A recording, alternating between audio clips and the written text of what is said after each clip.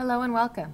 Today we're going to continue our discussion on factoring polynomials by discussing a specific case of the difference of squares. First, I'd like to go ahead and recall just multiplying two polynomials together. So in case number 1, I'm going to distribute my n. N times 3n gives me 3n squared, and n times negative 3 gives me a negative 3n. Moving on, I distribute my negative 1. Negative 1 times 3n is negative 3n, and negative 1 times negative 3 gives me a positive 3. In the middle, I will combine like terms. I have two n terms that I may combine, giving me 3n squared minus 6n plus 3. To the right, I will distribute my b. b times b is b squared. b times negative 2 is negative 2b. Moving on, I'll distribute my positive 2. Positive 2 times b is positive 2b, and positive 2 times negative 2 is a negative 4. Combining like terms in the middle, my negative 2b and positive 2b will cancel each other out, leaving me with b squared. These cancel, so all I have is minus 4.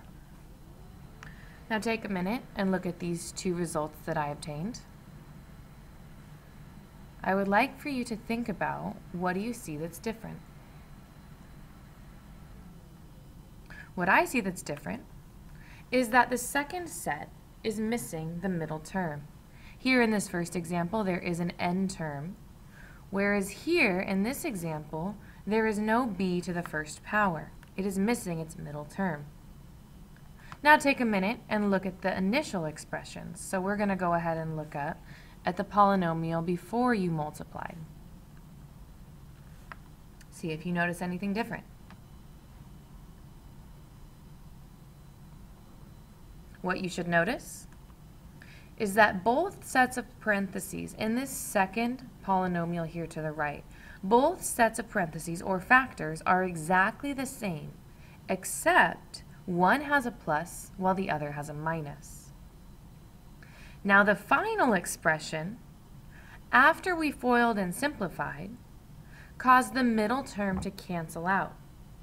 And what we were left with, going from our initial expression to our multiplied out form, all we had was the first term squared, so b squared, minus the last term squared.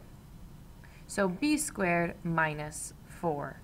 Because the two parentheses were exactly the same, with the exception of the plus and the minus sign, the two middle terms canceled, leaving you with the first thing squared minus the last thing squared.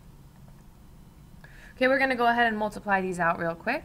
I will do these first couple the long way. X times x is x squared. X times negative 3 is negative 3x. Positive 3 times x is positive 3x. And positive 3 times negative 3 is negative 9. Now notice again, these two middle terms cancel, leaving us with x squared minus 9. And when you look at your original sets of parentheses, these were exactly the same with the exception of the plus and minus sign in the middle. I'm going to distribute my 3k. 3k times 3k is 9k squared. 3k times positive 2 is positive 6k. Negative 2 times 3k is negative 6k, and negative 2 times positive 2 is negative 4.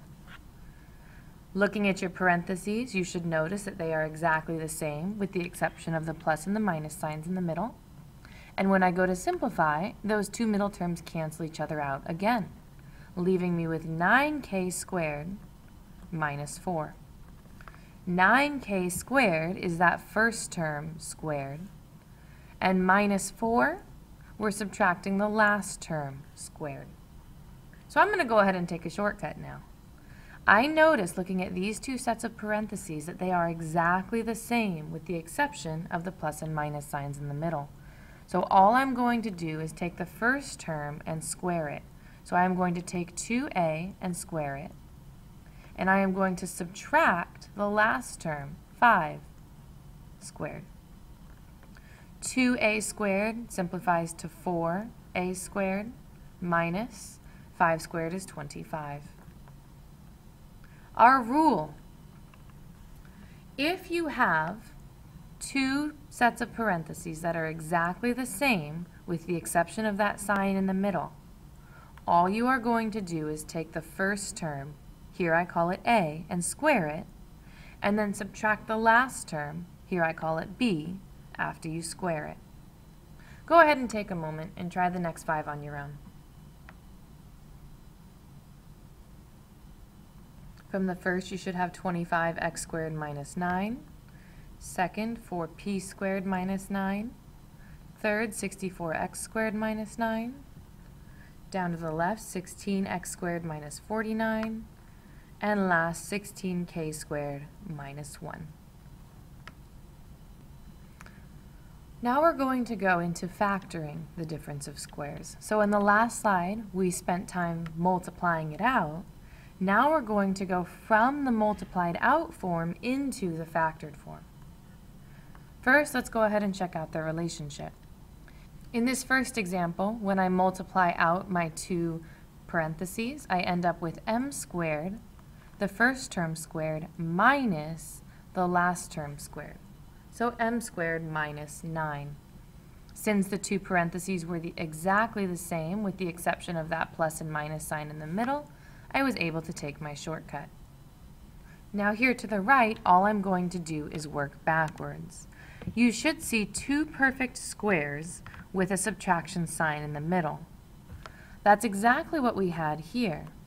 And how we got here was from the square roots of each of those terms. The square root of m squared was just an m, the square root of 9 was just a 3. We took those two square roots and we added them and subtracted them to find our two factors. So here I see two perfect squares. P squared is p times p, and 4 is 2 times 2. So all I'm going to do is take those square roots, p and 2, add them, and subtract them. So all we did is we took what we did on the left-hand side and we worked it backwards. So if you were to multiply this out, I have the exact same thing in both parentheses.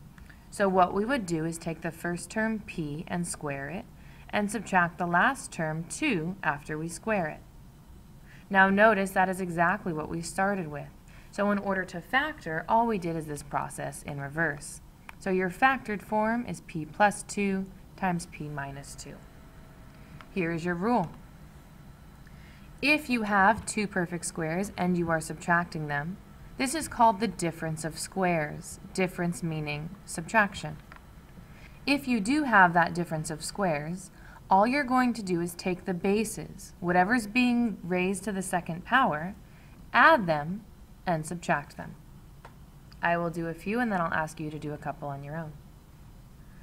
Here I have the difference of squares. K is being squared, while 81 is 9 to the second power. So here my bases are k and 9. So all I'm going to do is to factor is add them, k plus 9, and subtract them, k minus 9. In the middle, I have n squared minus 36, but 36 can be written as 6 squared. So all I'm going to do is add my bases, n plus 6, and subtract them, n minus 6. Here to the right, my base here is a 3x, all raised to the second power. 9 is 3 squared, and x squared is x times x. So my whole base, the whole thing that's being raised to the second power, is 3x. Minus 25, which is 5 squared. So for my 3x squared, my base is 3x. So I'm going to take 3x and add 5, and I'm going to take 3x and subtract 5.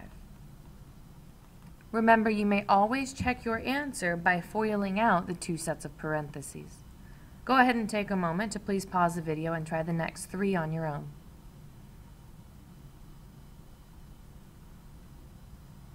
All right, go ahead and check your answers.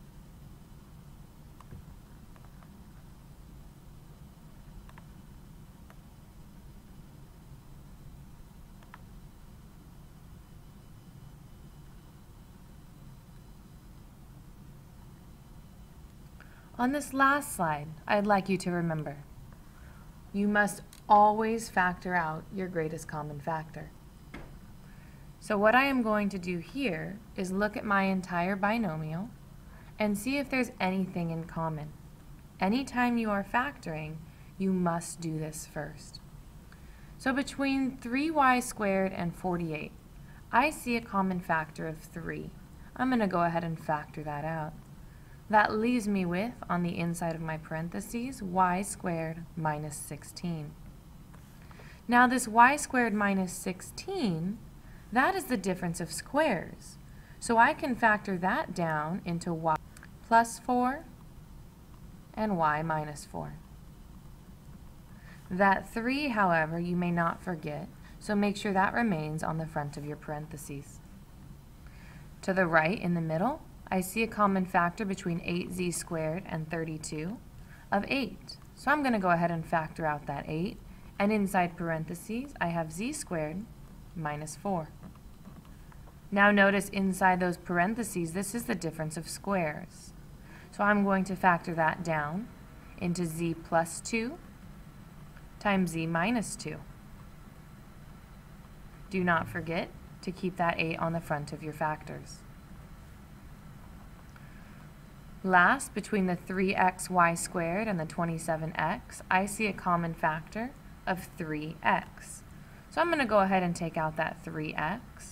And from my first term, factoring out that 3x leaves me with y squared. And from the second, I'm left with a minus 9. If you want, you may set up your factors here.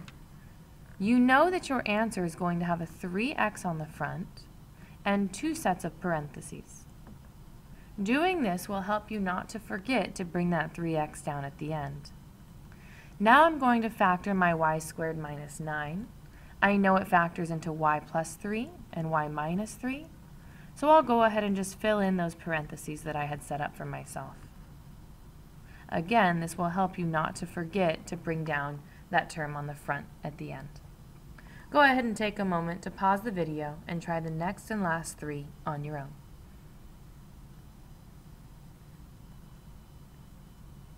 From the first, you should have had a greatest common factor of 5, and the remaining binomial factors into h plus 5 and h minus 5. In the middle, you should have factored out a 2, and the remaining binomial into y plus 2, y minus 2. And last, you should have factored out a 2j, and then the remaining difference of squares should have factored into 3k plus 5 and 3k minus 5. Thank you for watching, and I hope you enjoy the rest of your day.